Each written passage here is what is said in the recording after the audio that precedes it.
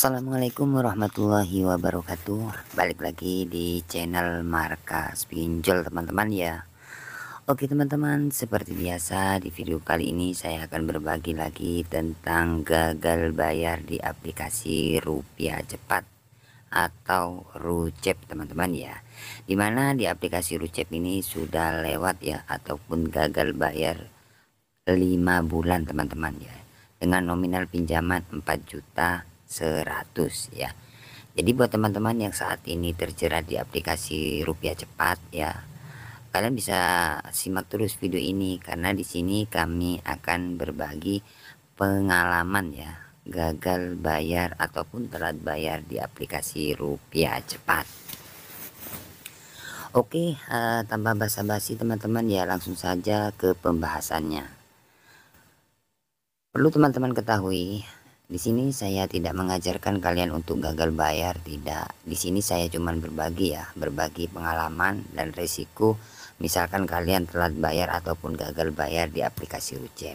Karena kami ini mempunyai pengalaman di aplikasi Rucep teman-teman ya. Sejauh ini sudah telat 5 bulan ya, hampir 6 bulan. Oke, tanpa panjang lebar teman-teman ya. Nah, di sini teman-teman bisa lihat ya, karena aplikasinya ini masih ada teman-teman ya. Aplikasinya masih ada. Nah, ini Rupiah Cepat ya. Jadi buat teman-teman yang masih belum tahu aplikasi Rupiah Cepat ini ilegal ataupun legal. Jadi di sini saya infokan ya, untuk aplikasi Rucep ini untuk pengalaman saya ini legal teman-teman ya. Jadi sudah legal, bukan ilegal lagi ya, seperti itu. Oke, lanjut ke pembahasan ya. Nah, di sini teman-teman bisa lihat tagihan 4.100.000 ya. Nah, di sini saya buka biar jelas teman-teman ya. Oke teman-teman, nah di sini teman-teman bisa lihat ya, ada 3 cicilan ya. Jadi ini 3 cicilan sudah lewat semua teman-teman ya. Jadi untuk cicilan yang pertama ini terlambat sudah 193 hari, artinya sudah 6 bulan untuk cicilan yang pertama ya. Dan kemudian untuk cicilan yang kedua ini 1.400.000 sekian sudah lewat 163 hari. Dan yang ketiga ini telat 133 hari ya, dan sudah lewat 4 bulan lebih ya, hampir 5 bulan teman-teman ya. Oke, di sini saya akan menjawab pertanyaan dari teman-teman subscriber ya, yang sering komentar ataupun bertanya-tanya teman-teman ya, yang sering menanyakan tentang risiko ataupun DC datang. Nah, itu yang sering ditanyakan oleh teman-teman subscriber yang saat ini terjerat di aplikasi Rucep. Oke, sejauh ini teman-teman ya, sejauh gagal bayar ini ya, cicilan yang pertama itu 6 bulan, kemudian yang kedua itu sudah 5 bulan, yang ketiga itu 4 bulan ya, hampir 5 bulan. Nah, sejauh ini teman-teman, sejauh 4 bulan ataupun 5 bulan, 6 bulan ini untuk Rucep masih belum ada DC-nya ya. Ya, jadi untuk aplikasi Rucep ini sejauh ini tidak ada yang namanya DC datang ke rumah teman-teman ya.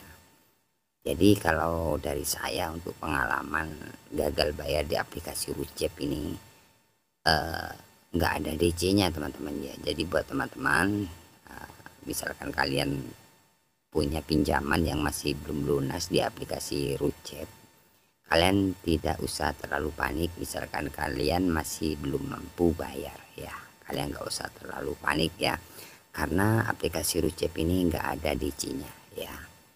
Ya, jadi buat teman-teman yang bertanya pun ya, ataupun yang WA ke saya, Bang saya menanyakan untuk aplikasi Rucep untuk daerah saya ya, Bang daerah saya apakah ada DC Rucep ataupun Rupiah Cepat. Jadi jawabannya nggak ada teman-teman ya, karena untuk pengalaman saya ini sudah 6 bulan nggak ada DC-nya. Tapi misalkan teman-teman telat ya, telat 1 minggu 2 minggu, biasanya kalau kalian sudah telat, biasanya ya kalian akan dapat WA. Maksudnya WA itu WA tim kolektor mau datang ya, itu yang pertama. Dan yang kedua, kalau kalian sudah lewat lebih dari 2 minggu lah ya, biasanya dapat surat ya. Jadi surat kayak difoto kemudian dikirim melalui WA. Nah, itu kebanyakan teman-teman subscriber ya yang sudah telat kemudian dapat surat seperti itu kemudian panik ya. Paniknya gimana? Paniknya takut datang ke kantor katanya, takut datang ke rumah melalui RT RW. Jadi saran saya ya, kalau kalian sudah telat itu sudah pasti kalian dapat WA seperti itu hanya teror teman-teman ya. Jadi tidak bakalan ada yang namanya DC datang ke rumah, itu tidak bakalan ya, tidak bakalan ada. Itu memang resikonya ya. Resiko misalkan kalian gagal pasti dapat WA tim kolektor, itu yang bikin panik teman-teman yang telat ataupun gagal bayar, itu tidak bakalan ya. Jadi kalian gak usah panik lah, biasa aja. Coba kalian balas aja, silakan Pak datang ke rumah ya, saya tunggu jam berapa hari apa, nggak bakalan datang. Kalau ada yang didatangi kalian bisa WA saya ya, seperti itu. Jadi untuk rucep gak ada DC lapangannya itu ya. Jadi pertanyaan dari teman-teman subscriber yang menanyakan DC, nggak ada DC lapangan ya, tapi kalau untuk DC penagih itu ada ya. DC misalkan kalian ditelepon ataupun di WA ya, di SMS kayak gitu, itu DC juga, tapi DC penagih teman-teman ya. Jadi resikonya seperti itu. Kemudian pertanyaan yang kedua ya, pertanyaan yang kedua yang sering ditanyakan itu sebar data ya ataupun menghubungi di luar kondar. Banyak teman-teman yang dihubungi di luar kondar ataupun disebar data. Nah misalkan kalian takut disebar data ataupun dihubungi di luar kondar ya, yang sering dihubungi di luar kondar kalau pinjol itu biasanya ya, yang sering dilakukan pinjol jikalau kalian sudah telat ataupun gagal bayar, nggak pernah yang namanya membalas WA ataupun telepon. Misalkan di telepon nggak pernah diangkat, bahkan diblokir ya. Ada WA masuk yang menagih itu diblokir karena panik katanya, karena takut. Itu biasanya ada yang namanya sebar data ataupun menghubungi di luar kondar ya. Karena apa? Karena ketahuan kalau kalian sering blokir ya, blokir pihak penagih ataupun mematikan nomor yang didaftarkan. Banyak teman-teman yang gagal bayar ataupun telat bayar kemudian mematikan nomor karena panik ya, takut di WA, di telepon. Itu bisa saja data kalian akan disebar ya ke beberapa kontak ataupun menghubungi di luar kondar ya.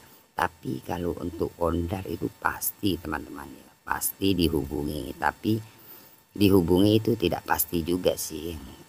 Kalau kalian ada yang baru telat 1 hari baru dihubungi, kemudian ada yang 2 hari, ada yang 3 hari, jadi beda-beda seperti itu. Tapi tetap aja dihubungi ya. Jadi misalkan teman-teman pengen aman, nggak dihubungi di luar kondar ataupun ya sebar data, kalian cukup respon aja dengan baik.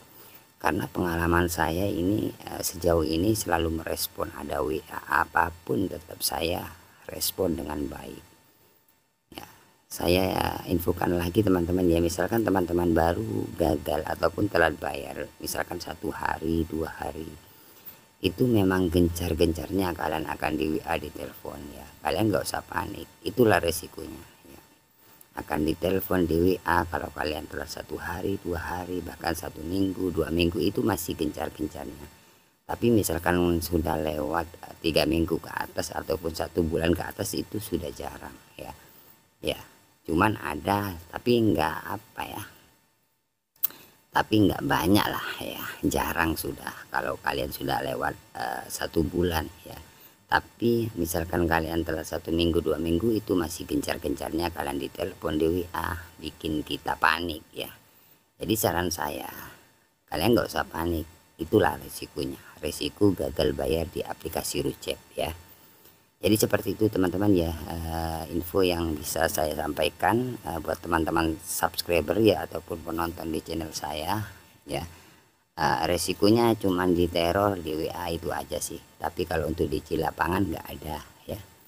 Kemudian untuk sebar data ya kalian nggak usah mematikan nomor, itu aja sih ya. Misalkan ada WA, kalian cukup respon dengan baik ya balas ya. Memang sih kalau kalian balas tetap aja sih dari pihak pinjol itu tidak mau tahu alasan apapun, tapi setidaknya kalian harus respon dengan baik. Itu aja sih ya saran saya.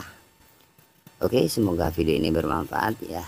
Tunggu video-video selanjutnya dari channel kami ya, karena channel kami selalu membahas atau berbagi tentang pengalaman gagal bayar pinjaman online ya. Oke, saya akhiri untuk video kali ini. Assalamualaikum warahmatullahi wabarakatuh.